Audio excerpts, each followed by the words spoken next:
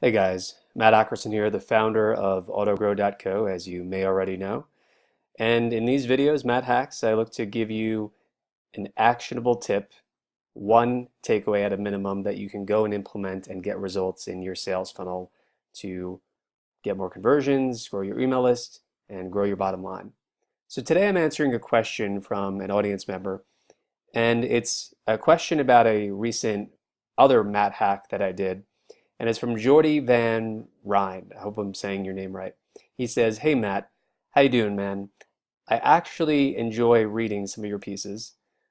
Okay, what about the other pieces? I feel like it might be a backhanded compliment, but anyway, I appreciate it, Jordy. Thanks for reading. Um, Question: how can the videos only be 5% of your 32,000 monthly visits? In other words, 1,500 visits, that's the 5%, if your email list is over 20,000 people? Now, this is a multifaceted question, so I just want to break it down into three different parts to accurately and fully answer it, because it's a good question.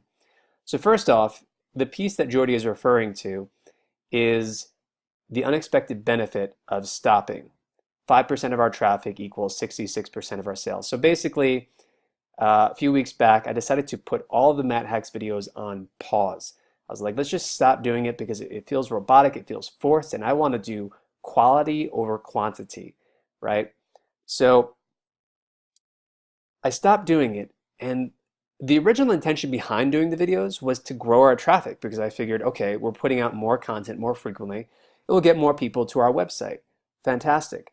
And our traffic did grow. In fact, our traffic grew from around the time when we started doing it. I think it was about 26,000, 27,000, to where it's at right now, about 32,000 visits per month, right? Um, However, when I went back for the last 30 days and I checked how much traffic we were getting from the Matt Hacks, and this is how I counted it. I looked at our Google Analytics and I looked specifically at the pages where there was a Matt hack being published. And I looked at how many visits and I added all those up and I said, this is only 5% of our traffic. So that was a major decision in deciding to actually pause, right? And further, to go back and kind of answer Jordy's question in the first part, and to give you what I think is a good lesson and a key takeaway here is part of why the traffic wasn't higher was because for the Matt Hacks each week, we would segment our email list. Because when people come to our email list, we survey them or we infer what their biggest challenge is based on whatever lead magnet is that they're downloading from us. And we did that because we noticed that when in the first couple of weeks of doing Matt Hacks and putting them out, we would send it to the whole email list. But the drawback to that was that over time, when we would put out an in-depth article that we really wanted to promote, it wouldn't, excuse me, it wouldn't get as much attention because the click rate would be dropping over time because we were sending emails more frequently. And so we were kind of desensitizing our list when we didn't want to see that type of trend where open rates and click rates were going down. So what we did instead was we segmented the email list and click rates and open rates started to go back up. So that's one actionable takeaway for you to think about how you can actually segment your email list. The second takeaway and kind of nuanced answer to this question, let me move the video over here to the left. Boop. Okay. So on the AutoGrow blog, it says join over 20,000 email subscribers, right? And we have actually close to 30,000 subscribers who've joined our email list over in recent months and years. But these aren't necessarily active contacts, all right? So some portion of these people have unsubscribed, and another portion of people have we've actually just pruned our email list using an automation, which I can talk more about if you're interested in an upcoming Matt Hack video, how we automatically remove people from our email list in order to keep a good percentage of people who are active, who are engaged, because otherwise, we'd be paying twice as much for email marketing software, but half of our email list just wouldn't be as responsive. And I'd rather have an email list of 12,000 plus active email subscribers and a decent open rate and a decent click rate, rather than just seeing, less than, far less than 1% of people actually clicking on the emails that we actually go ahead and send. So that's tip number 2 from this video, and the second takeaway is actively pruning your email list can help with in terms of just having a higher quality email list. Now, the downside to that is, yes, I was using the vanity stat version of this. So we have 12,000 subscribers, but since we've been pruning our email list more aggressively, we only have 12,000 active email subscribers. And that's a good number. That's what I prefer anyway. And finally, the final part to answer this question from Jordy is just answering the fact of, well, maybe the numbers would be bigger as a result of sending more emails. Well, to be honest, it goes back to the segmentation, and you may expect that with an email list of that size that we might get more traffic.